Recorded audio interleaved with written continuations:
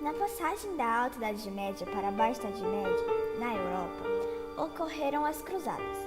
Formou-se um grande mercado consumidor de especiarias, produtos orientais, etc.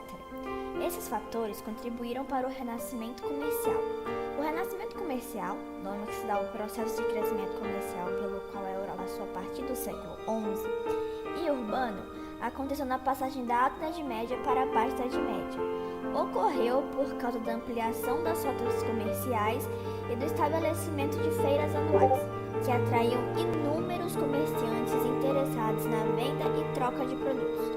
Uma consequência disso foi o retorno da utilização da moeda. O renascimento comercial aconteceu a partir do desenvolvimento de excedente comercial e resultou no surgimento de rotas comerciais por toda a Europa. As rotas eram importantes. Estratégias de comércio e troca de Idade Média. Comerciantes chegavam pelos portos e começavam a seu trajeto, parando em pontos específicos para efetuar suas vendas. As rotas comerciais balançavam o mundo medieval e foram decisivas durante a transição entre o feudalismo e o capitalismo. Os comerciantes buscavam no Oriente especiarias como pimenta, tecidos, marfim, a fim de vender na Europa por preços muito altos. As atividades comerciais eram praticadas nas feiras próximas aos castelos dos senhores feudais. Assim, os burgos surgiram na Baixa Idade Média, na época da decadência feudal e crescimento comercial e urbano. Os burgos desenvolveram-se pelo processo de troca de produtos entre um feudo e outro. Os habitantes dos burgos eram chamados de burgueses e dedicavam-se ao comércio e à produção artesanal, que era realizada pelo mestre em sua oficina.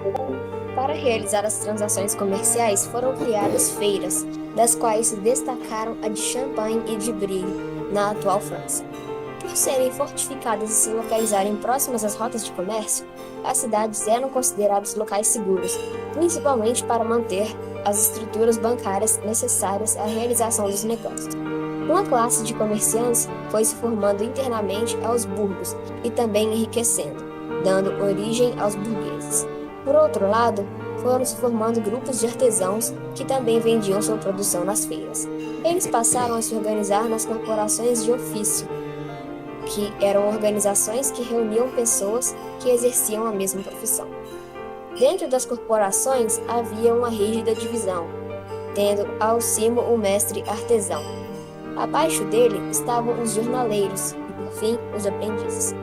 Havia regras na adoção das técnicas de produção que buscavam uniformizar as formas de trabalho e os próprios produtos, criando dessa forma uma tradição de produção. Era papel do mestre artesão garantir o cumprimento dessas regras. Com o aumento de sua importância econômica, as cidades foram se expandindo, mas as pessoas passaram a morar nas cidades, resultando na ampliação dos muros que demarcavam seus limites.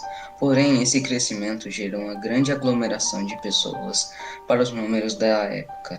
Paris chegou a ter cerca de 100 mil habitantes no período, número considerável se for levado em consideração o fato das demais cidades não chegarem a ter mais de 20 mil habitantes.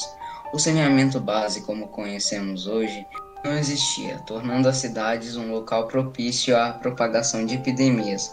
Foi o que ocorreu no século XIV, quando as pulgas infectadas pela bactéria Yersinia pestis foram transportadas por roedores e peles de animais do Oriente para as cidades europeias. As pulgas infectadas pela bactéria, ao picarem os seres humanos, transmitem a peste bubônica.